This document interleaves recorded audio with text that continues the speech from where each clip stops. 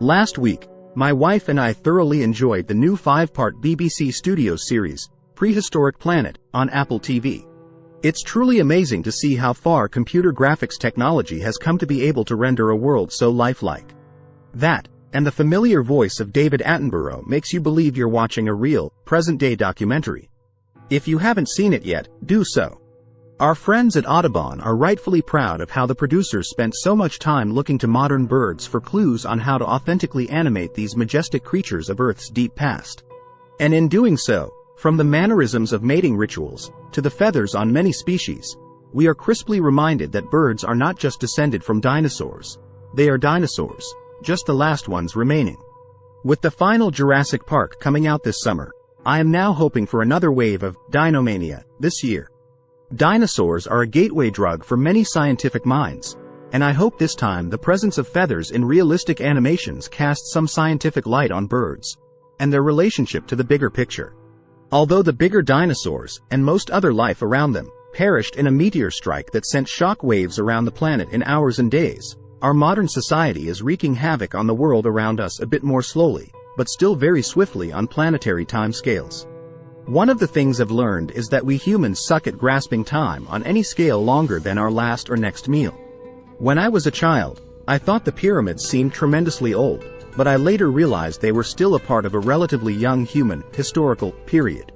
Then I joined the oil industry, which surprisingly, to me, was built around timescales much older. That business was mostly measured on a time clock that went back over 500 million years, the period after which life on Earth exploded. Within that 500 million year window, I was stunned to see how well geologists had described what was happening everywhere on Earth ever since. Using this clock, we had a remarkably good understanding of where land masses were over the course of that time, how sea levels moved up and down, and importantly, how sediments were deposited in basins around the planet.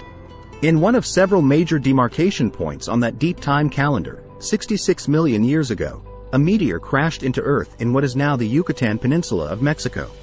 Air temperatures reached over 300 degrees 1,000 miles away. 75% of species on Earth went extinct, in some cases literally overnight. Mammals made it through the cataclysm because a few lived in the sea and many small ones had learned how to burrow underground. Birds, the one group of dinosaurs to survive, may have made it through not only because they were small and mobile, but smart.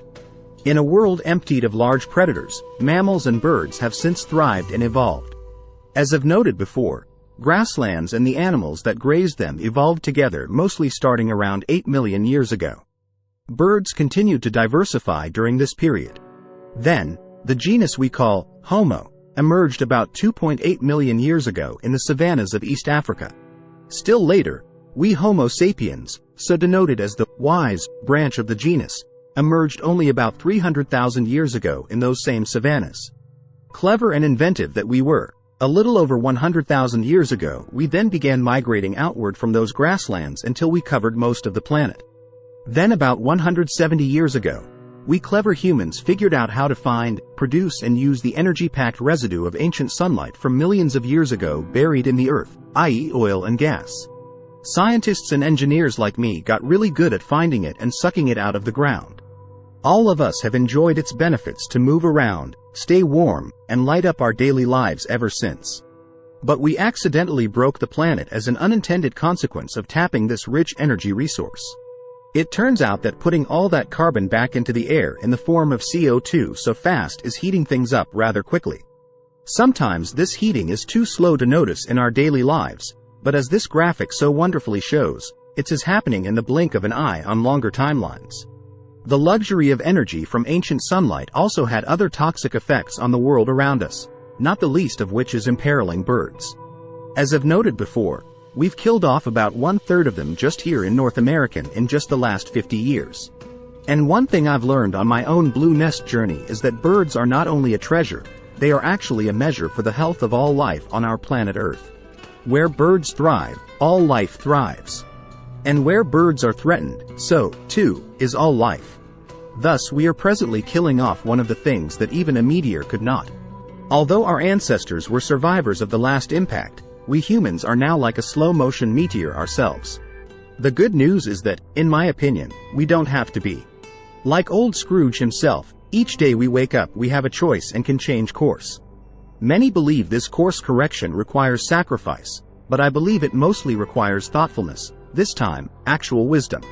Such thoughtfulness should be directed at redesigning our human economy to run on concurrent, not ancient, solar energy, a concept I call the synthetic savanna. Only that can bring carbon back into balance where our future evolves in synchrony with, instead of opposition to, the rest of nature. In my opinion, there is no better place to start than with how we grow food, as farming is the part of our economy that already, by its very nature, is designed to run on sunshine. It's cool to watch ancient birds come to life on modern TV, but I think the more interesting question is what comes next. Birds make an excellent barometer for the health of the planet. Whither go the birds, I suggest we will likely follow. For now, just watch the show. In it, you will get a glimpse of birds in their prior glory when they and their cousins dominated life on this planet.